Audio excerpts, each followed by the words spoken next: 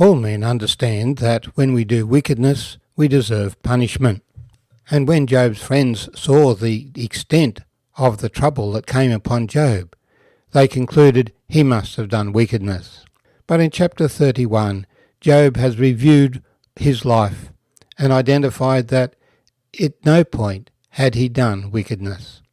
He would deserve judgment, and he would accept it. But if God kept a record of his actions, that record would show his innocence. So what more can Job say as he waits on the Lord? The words of Job are ended. So these three men ceased answering Job, because he was righteous in his own eyes. Then the wrath of Elihu, the son of Barachel the Buzite, of the family of Ram, was aroused against Job. His wrath was aroused because he justified himself rather than God. Also against his three friends his wrath was aroused because they had found no answer, and yet had condemned Job. Now because they were years older than he, Elihu had waited to speak to Job. When Elihu saw that there was no answer in the mouth of these three men, his wrath was aroused. So Elihu the son of Barachel the Buzite answered and said, I am young in years, and you are very old. Therefore I was afraid, and dared not to declare my opinion to you. I said, Age should speak, and multitude of years should teach wisdom. But there is a spirit in man, and the breath of the Almighty gives him understanding. Great men are not always wise, nor do the aged always understand justice. Therefore I say, listen to me. I also will declare my opinion. Indeed, I waited for your words. I listened to your reasonings while you searched out what to say. I paid close attention to you, and surely not one of you convinced Job or answered his words, lest you say, we have found wisdom. God will vanquish him, not man. Now he has not directed his words against me, so I will not answer him with your words. They are dismayed and answer no more. Words escape them. And I have waited because they did not speak, because they stood still and answered no more. I also will answer my part. I too will declare my opinion, for I am full of words. The spirit within me compels me. Indeed, my belly is like wine that has no vent. It is ready to burst like new wineskins. I will speak that I might find relief. I must open my lips and answer. Let me not, I pray, show partiality to anyone, nor let me flatter any man, for I do not know how to flatter, else my Maker would soon take me away. Job chapter 33. But please, Job, hear my speech, and listen to all my words. Now I open my mouth. My tongue speaks in my mouth. My words come from my upright heart. My lips utter pure knowledge. The Spirit of God has made me, and the breath of the Almighty gives me life. If you can answer me, set your words in order before me. Take your stand. Truly, I am as your spokesman before God. Also, I have been formed out of clay.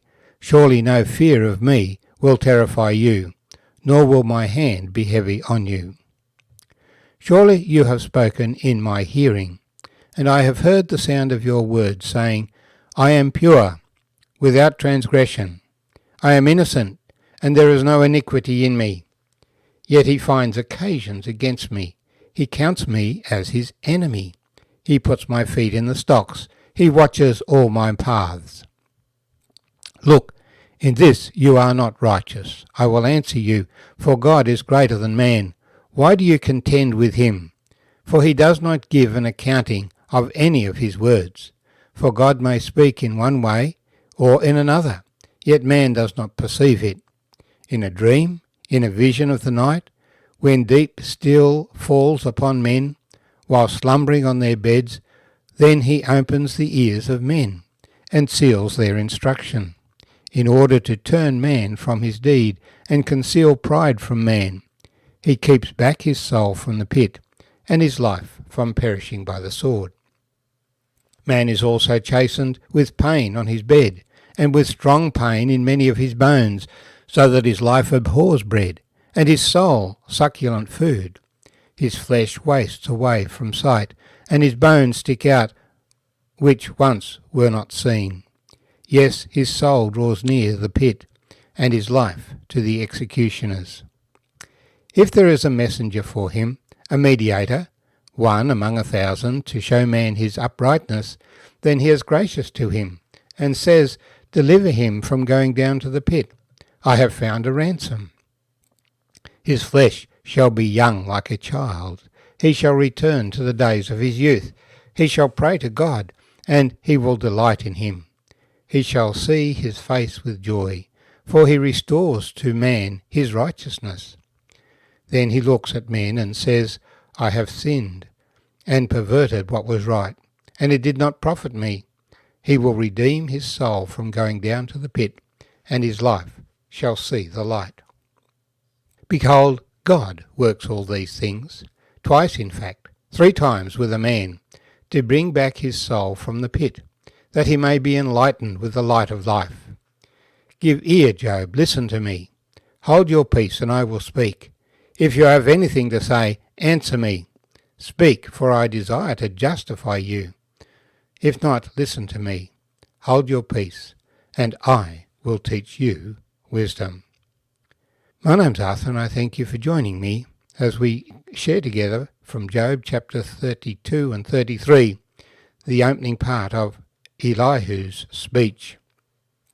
Elihu, a young man who has witnessed the exchange between Job and his 3 friends, feels that the 3 friends have not answered Job. They have not convinced Job of his wickedness. And Job has declared his integrity before God, that he has no fault, implicitly finding fault with God. Elihu wants to be respectful. He acknowledges that he is much younger, but he is also frustrated because these older men have not convinced Job of his sin. And he feels that God is being slighted. In all of this, he is claiming that he has wisdom and understanding to know what's going on, that God can act at a level that we do not understand.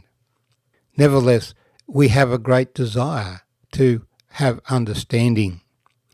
God has to be righteous. If God is not righteous himself, then how can man be righteous at all?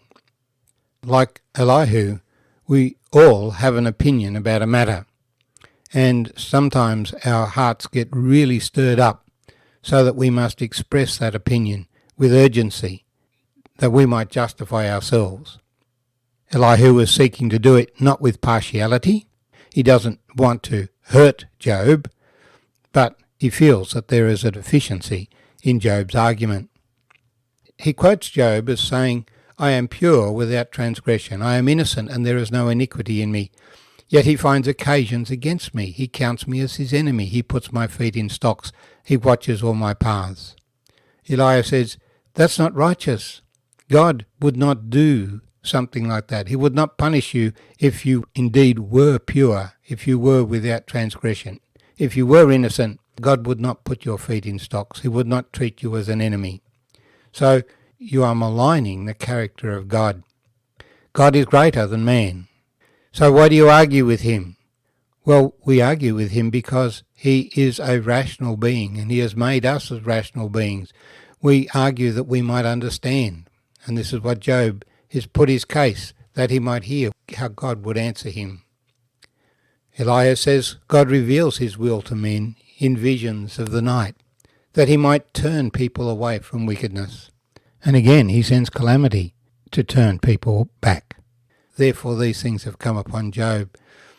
And the Lord 2 or 3 times will intervene in a person's life. This is the character of God, to turn people from wickedness, so that they might say, I have sinned and perverted what was right, and it did not profit me, so that the Lord would forgive them, and they would not go down to the pit. But of course, everyone ends up in death. No man can keep himself alive, and he is still not pointed to something that Job has actually done, which is wrong.